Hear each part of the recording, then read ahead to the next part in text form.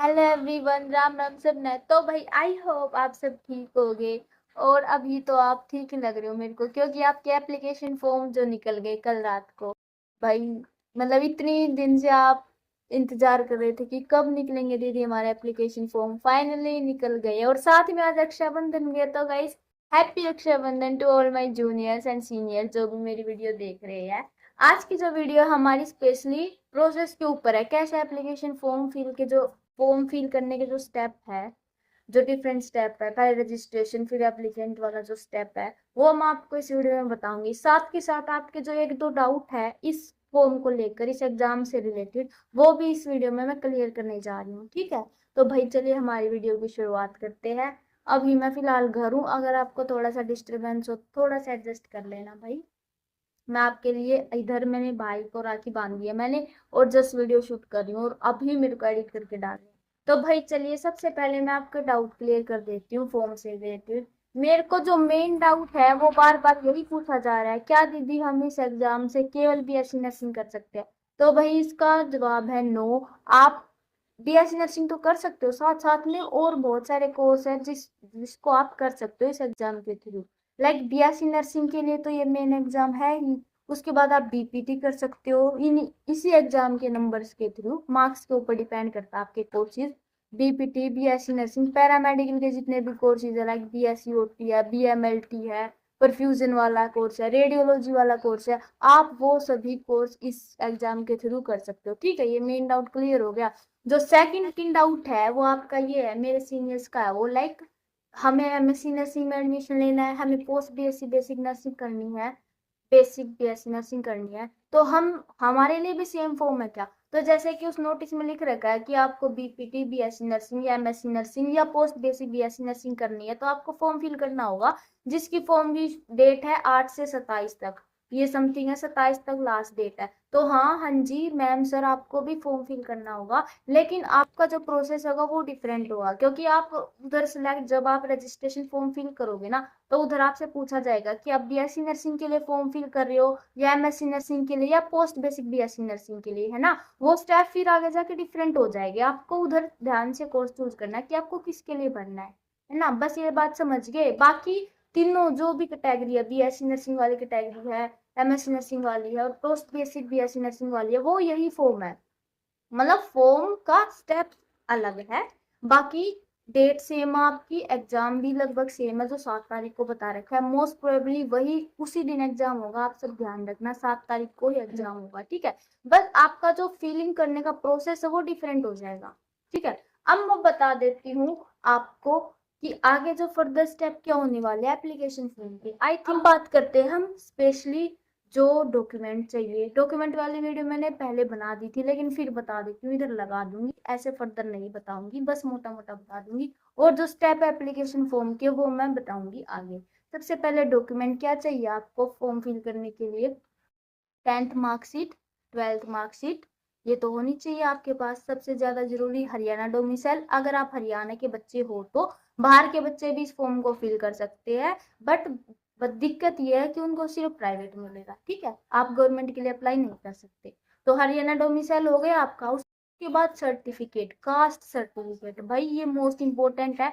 जो बीसीए है, बीसीबी मतलब ओबीसी में भी जो फर्दर कैटेगरी है, बीसीए, बीसीबी और साथ में ईडब्ल्यूएस, इनका जो कास्ट सर्टिफिकेट है इन तीनों कैटेगरी का, वो आपका 1 अप्रैल 2025 के बाद का होना चाहिए।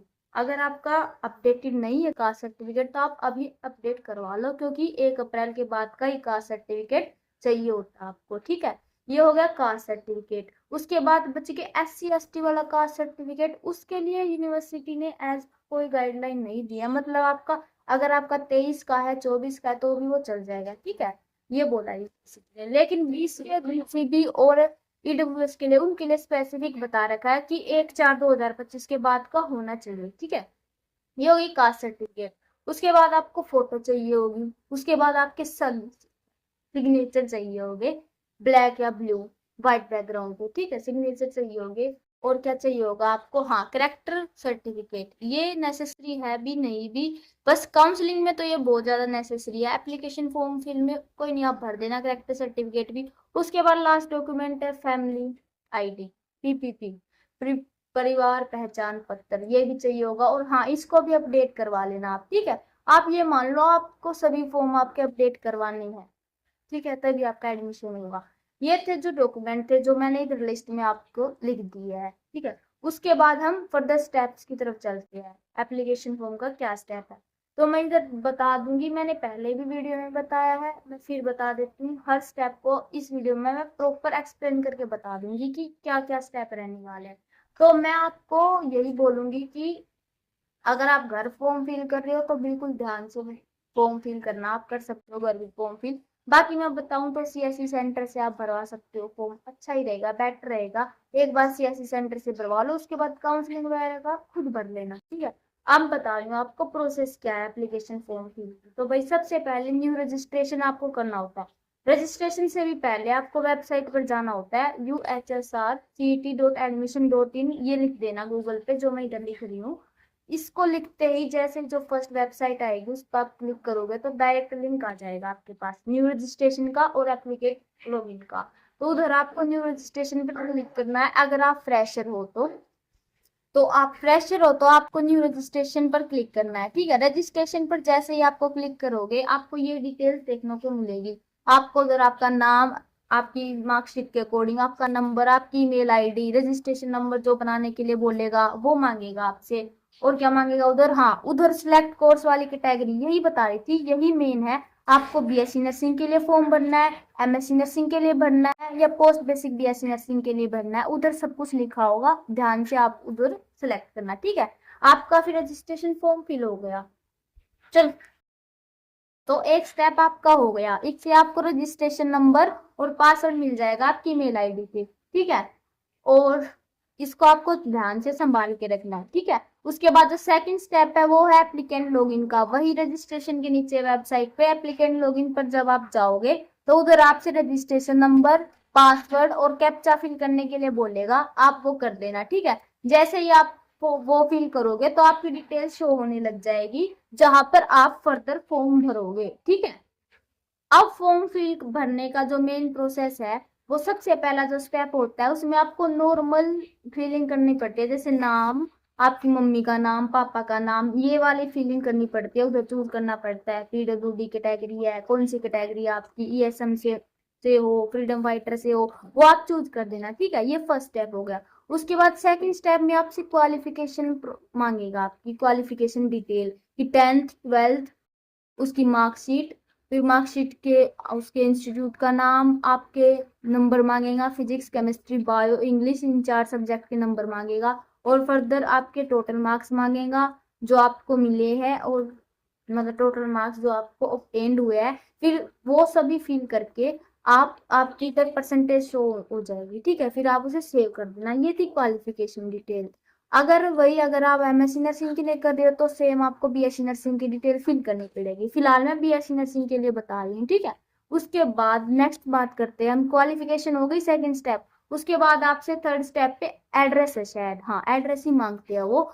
एड्रेस मांगेंगे, आपका परमानेंट एड्रेस आपको फिल कर देना है, इधर मैं शो कर दूंगी।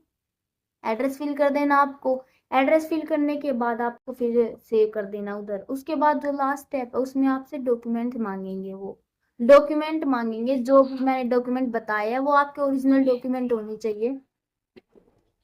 और उनका जो साइज होता है शायद 100 KB के बीच का ही मांगते हैं, हाँ 10 KB से लेके 100 KB का। वो आपको उधर अपलोड करने हैं सभी डॉक्यूमेंट लाइन वाइज जो उन्होंने बता रखी है। डॉक्यूमेंट अपलोड करके बिल्कुल अच्छे से देख लेना कि हाँ आपके डॉक्यूमेंट अपलोड है, राइट जगह पर है, जो जहां पर मांगा गया वहीं पर है ना, ठीक है। उसके बाद आपको सेव, हाँ लास्ट में बैंक डिटेल मांगता है, ठीक है। बैंक डिटेल करके उस भर के आप उधर सेव कर देना और फिर पेमेंट कर देना। जो पेमेंट होती है वो 750 होती है, जो भी कैटेगरी होगी, ओबीसी वाली होगी, ईडब्ल्यूएस होगी, एससी होगी, ठीक है, उनके लिए 750। बाकी जो जनरल के लिए है उनके लिए 1000 होती है, और जो हरियाणा से बाहर के बच्चे हैं उनके लिए भी 1000 होती है। ऐसे आपको एप्लीकेशन फॉर्म फिल हो जाएगा, ठीक है। फिल होने के बाद आपको वो प्रिंट निकल आएगा कि हाँ आपने ये डिटेल भरी है। उस प्रिंट को आप कॉपी कर लेना क्योंकि वो चाहिए होता है आगे फर्दर, ठीक है। तो ऐसे आपका फॉर्म फिल हो जाएगा। जो भी आपकी जितनी भी डिटेल है वो वही शो होगी वेबसाइट पर जाकर, एप्लीकेंट लॉगिन में जाकर वो रजिस्ट्रेशन नंबर पासवर्ड भर के उधर आपको शो दिखा देगा कि आपका एप्लीकेशन फॉर्म फिल हो चुका है, ये डिटेल है, वो जो प्रिंट है ना वो उधर शो हो जाएगा। तो भाई ये था एक छोटा सा प्रोसेस एप्लीकेशन फॉर्म फिल करने का। बाकी जो और डाउट हो आप मुझसे पूछ लेना, मैं आपके लिए हूँ। आप एक बार कमेंट कर देना, मैं आपके लिए वीडियो बना दूंगी।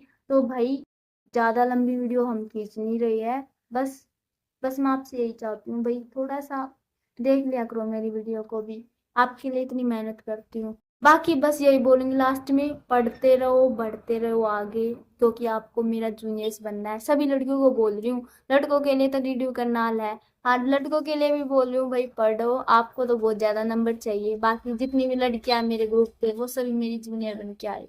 हाय, तो ठीक है गाइज, मिलते हैं नेक्स्ट वीडियो में, बाय बाय।